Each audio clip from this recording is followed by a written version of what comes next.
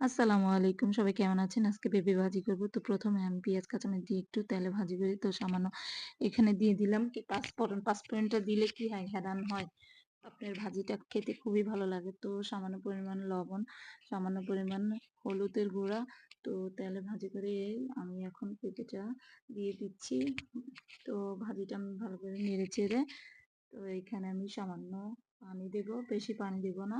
আপনাদের অনুযায়ী পানি দিয়েন। তো এই পেঁপে ভাজিটা খেতে খুবই স্বাদ।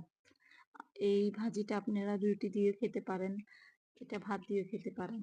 তো কথা বলতে, বলতে এই তো ভাজিটা প্রায় কাছাকাছি হয়ে গিয়েছে। তো দেখতেই পাচ্ছেন কি সুন্দর দেখতে।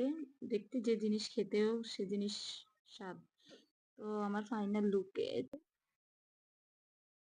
আপনাদের থেকে কেমন লেগেছে অবশ্যই আপনারা আমাকে জানাবেন। তো এই তো ফাইনাল লুক হয়ে উঠলো। তো ভালো থাকবেন। আল্লাহ